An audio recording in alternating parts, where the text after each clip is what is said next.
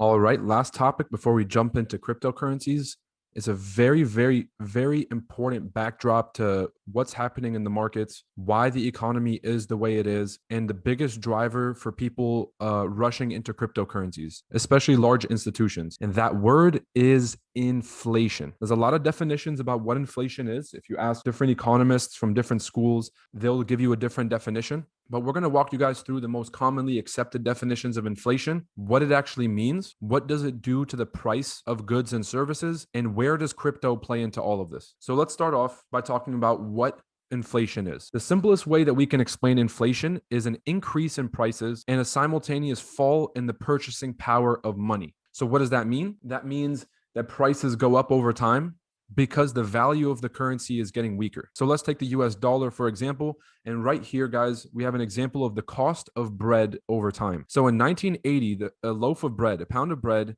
was around 50 cents per loaf. In 1990, that average was around 75 cents per loaf. In the year 2000, that price jumped from 75 cents up to $1.99. In 2010, the cost of a loaf of bread on average was around $2.99. And then 2020, it keeps going up. So if you look at this chart that just keeps going up and up and up, what we start to realize is the cost of goods is getting more expensive over time. Is that because bread is getting harder to find? Well, the answer is no. Honestly, we have better factories, better manufacturing, and better supply chains today than we've ever had in history. So bread's not getting harder to find. So why is bread getting more expensive? Well, the real reason is because the dollar is actually getting weaker. So it takes more dollars to buy a loaf of bread than it did before. Not because bread's more expensive, but because the thing that we're using to buy the bread is weaker. So we need more of those dollars to buy the same amount of bread. That, ladies and gentlemen, is what inflation is. It's that if you have cash and cash is sitting around, the value and the purchasing power of that cash is actually going down every year. So you have $100 today.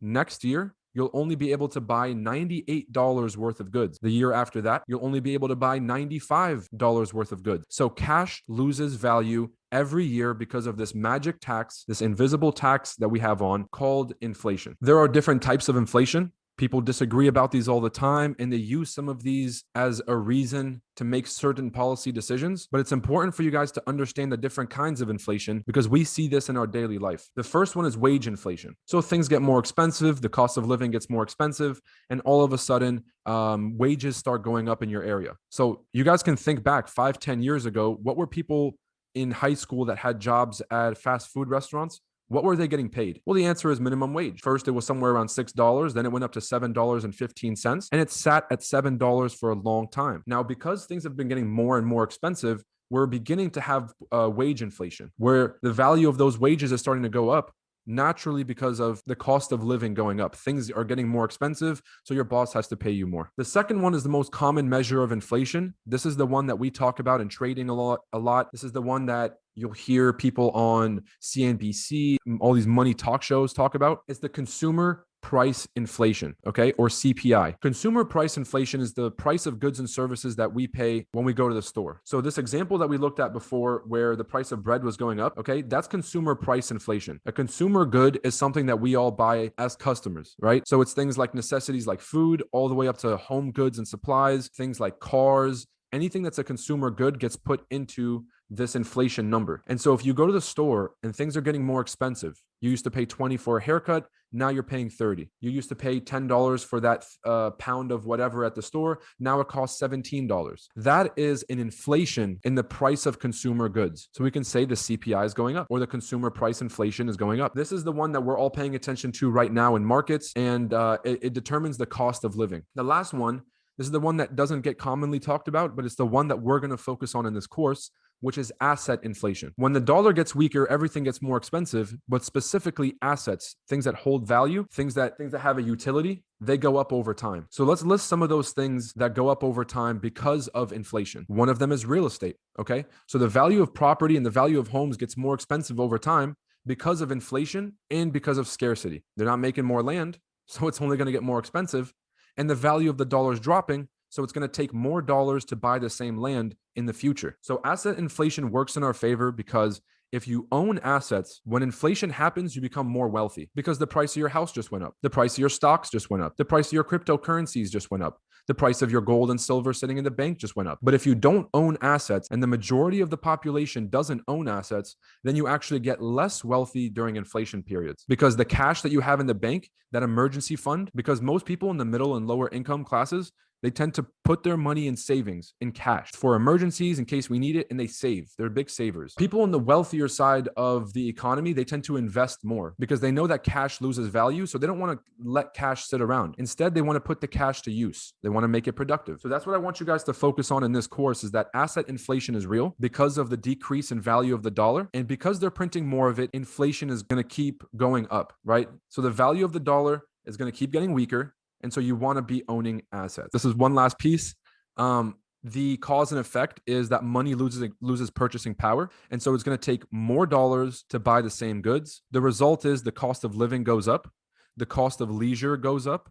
Okay, the leisure is basically like, okay, you have more free time. It's going to cost you more to travel. It's going to cost more to go stay at some places. And then there's also asset prices go up in value. And so as an investor, if you guys are watching this, you want to be in this category. You want to be in the asset prices go up category, where you own things that are going to go up in value for you. You don't have to work for it. They'll just go up over time, and you become wealthier just by being involved in a certain market. Let's recap. Let's go ahead and give a quick summary of what we just talked about. There is inflation, which is this secret tax that's being imposed.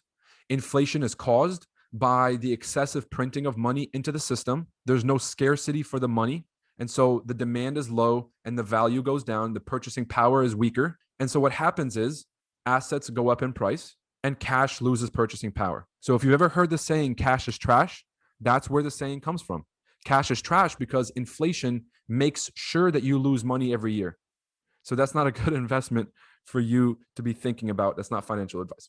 So ladies and gentlemen, I hope that you guys enjoyed this overview of inflation. This is going to be the backdrop for why we're looking at cryptocurrencies and why they're so important, because a lot of folks see the crypto space as insurance against inflation. It's insurance against your money losing value every single year. So when we talk about the importance of being involved in the crypto system, why this thing became so popular after the financial crisis, I want you guys to use this newfound understanding of inflation so that you can make the most of your understanding of that crypto space. It's all going to click once you realize, oh my God, they're printing a lot of money. This money is not ending up in the right places. There's too much of it in the system that's going to hurt the dollar. And so over time, houses, real estate, financial instruments, cryptocurrencies, anything that's an asset that's priced in dollars will see an increase. I hope that you guys enjoyed this video. If you have any more questions, please make sure to reach out. Take it easy. Peace.